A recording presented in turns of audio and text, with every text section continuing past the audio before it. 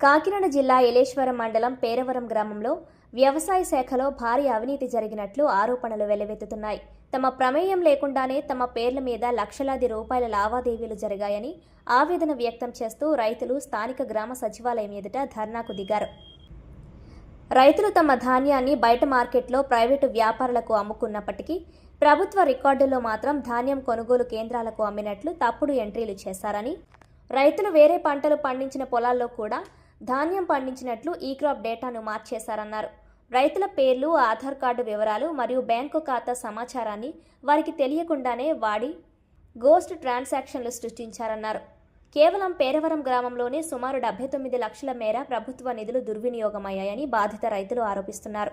అసలు పండించిన ధాన్యాన్ని పండించినట్లు చూపించి ఆ నిధులను రైతుల ఖాతాలకు కాకుండా ఇతర ఖాతాలకు మళ్లించినట్లు అనుమానాలు వ్యక్తమవుతున్నాయన్నారు.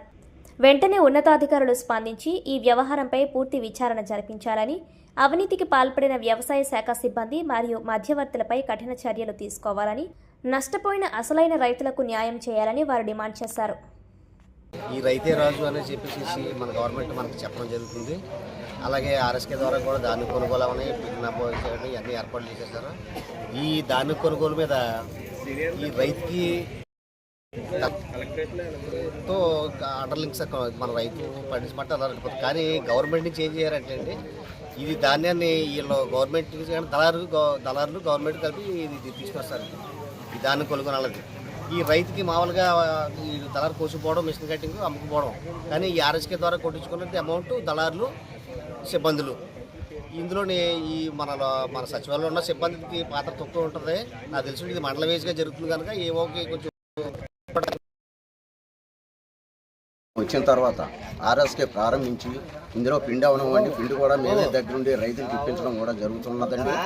అది చాలా బాగుందండి. రైతులు కూడా కూటమి ప్రభుత్వం వచ్చిన తర్వాత మాకు పిండి వస్తుంది. గత ప్రభుత్వంలో మాకు పిండి ఏమీ రాలేదు. ఒకవేళ అప్పుడు వచ్చేదో లేదో కూడా మాకు తెలిసేది కాదు. ఈ ప్రభుత్వం వచ్చిన తర్వాత మాకు అన్ని విధాలా కూడా మాకు పిండి వస్తుంది.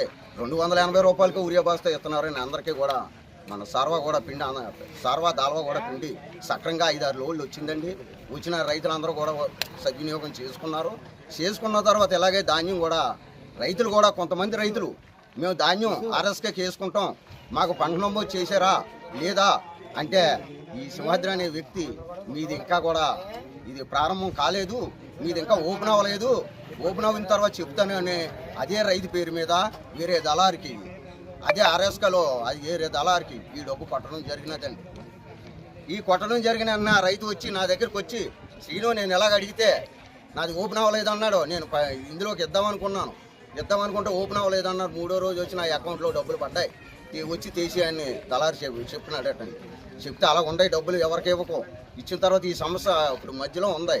ఈ సమస్య ఏం తెలిస్తే అదే తేలుతుందని ఇందులో అంతా కూడా పూర్తిగా కూడా ఏవో పాత్ర ఉంది సార్. మాకు ఈ పేరవరం గ్రామంలోనే కాదు, ఈ మండలం వేజిలో కూడా, ఈ మండలంలో మొత్తం అంతా ఏవో పాత్ర ఉందండి. రైతులకి తగిన డబ్బు ఇప్పించవలసిందిగా కోరుతున్నామండి. 1300 కూడా అదే ధాన్యాన్ని ఈ ఆర్ఎస్కే ద్వారా 2400కు పంపించాడండి. దాన్ని తన ప్రెస్ వారు దీని మీదకి తీసుకుని వెళ్ళి దీన్ని రైతులకి న్యాయం చేయవలసిందిగా కోరుతున్నాం.